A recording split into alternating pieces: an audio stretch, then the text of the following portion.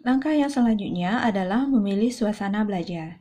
Jadi, suasana belajar yang menimbulkan konsentrasi setiap orang itu berbeda-beda tergantung pada karakter setiap individu. Nah, kalau anak-anak senang belajar dengan suasana yang tenang, maka belajarlah di dalam kamar ataupun di bagian rumah yang menurut kalian memberikan efek tenang dan sunyi.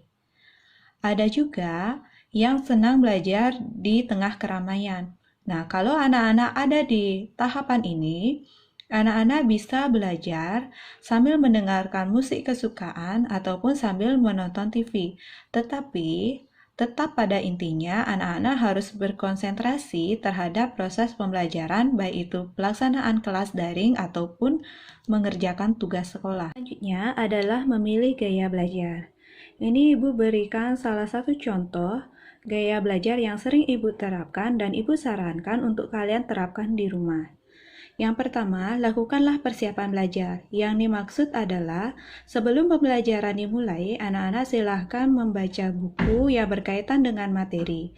Setelah membaca buku, tulislah poin-poin penting yang ada di buku bacaan ke dalam catatan kecil ataupun di buku catatan pelajaran. Kemudian, lengkapilah dengan mencoba latihan soal.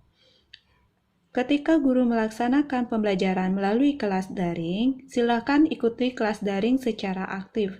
Silakan tanyakan hal-hal yang kurang kalian pahami, baik itu materinya ataupun cara menyelesaikan soal. Setelah itu, lakukanlah evaluasi secara mandiri, baik itu bersama dengan teman ataupun bersama dengan guru. Mungkin saja di proses persiapan pembelajaran, anak-anak memiliki miskonsepsi terhadap suatu materi. Jadi, di sini adalah tugas anak-anak untuk membetulkan materi yang kalian kurang pahami melalui proses evaluasi mandiri. Selanjutnya, kerjakanlah tugas dengan baik secara bertanggung jawab sehingga memperoleh hasil akhir yang baik juga. Selanjutnya adalah mendapatkan sumber belajar secara mandiri.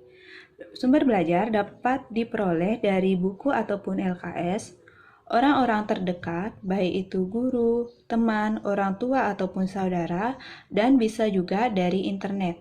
Nah, ini Ibu sajikan beberapa sumber belajar yang biasa Ibu gunakan. Salah satunya adalah buku sekolah elektronik berkurikulum KTSP dan situs-situs terpercaya yang ada di internet. Jadi belum tentu semua yang disajikan di dalam internet itu bisa kalian percayai, terutama dalam bentuk blogspot.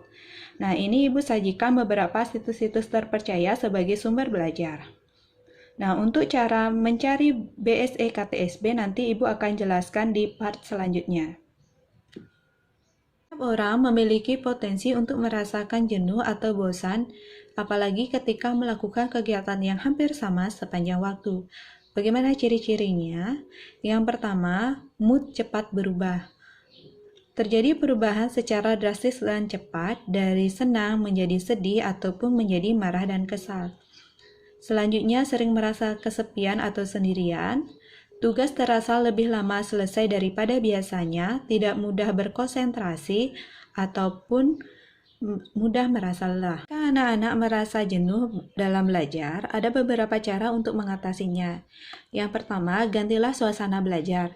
Misalkan anak-anak terbiasa belajar di dalam kamar, maka cobalah belajar di ruang TV ataupun ruang tamu, atau bisa juga dengan cara mendengarkan musik yang menyenangkan ataupun musik-musik yang memberikan semangat. Selanjutnya, banyaklah bergerak. Ketika anak-anak belajar, sebagian besar dilakukan dengan cara duduk. Tentu saja ini akan menimbulkan kelelahan, maka seringlah untuk meregangkan badan atau hanya sekedar berjalan di sekitar rumah. Buatlah kegiatan di rumah yang bervariatif dan menyenangkan bersama keluarga, misalkan berolahraga bersama, memasak, ataupun kegiatan lainnya. Dan yang terakhir, aktiflah berkomunikasi dengan teman-teman, baik itu lewat sosial media ataupun melalui video call grup.